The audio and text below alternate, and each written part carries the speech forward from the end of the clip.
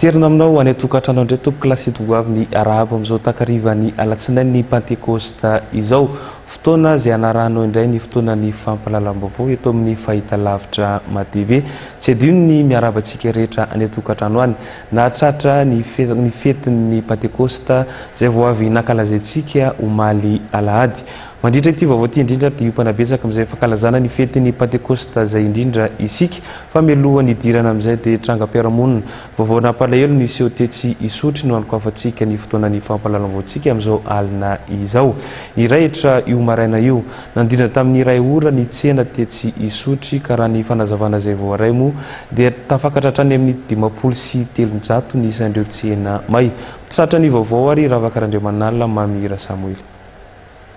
Fatomby samihafa ireo akanga sisa nanamborana tamin'ity famaizana tsena ampolony maro nisy eo teto amin'ny tsena nisotry androany maraina tamin'ny iray ora tany ho any ity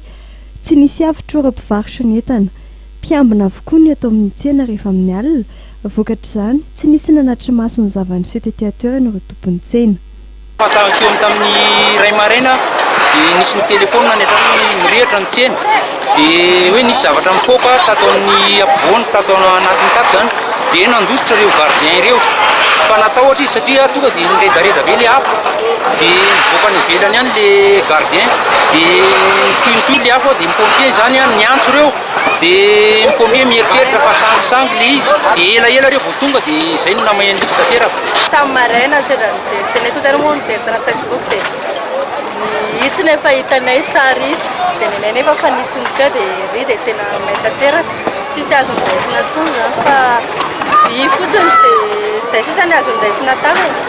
fa tena tsisy tsony kelaka fa tena mahita hoe. Raha ny fanazavana resy ny hafa avokoa na ireo trano azo maro anisa teny toerana na ihany koa ireo trano vita amin'ny fanitso mpivarotra ireo kojakoja ilain'ny plomberie ny pièces électroniques ireo fitaovana ilaina amin'ny fanamboarana haut-parleur sy ny maro hafa no teto amin'ity faritra ny tsena nisotry ny arambona ity efa nidina tetỳ toerana moa ny avy amin'ny commune Antananarivo renivohitra nijery fotsiny zava-misy ary efa nanatitra fanampiana ho an'ireo ny arambona ihany koa ny prime ministre Olivier Mahafalo Solonandrasana.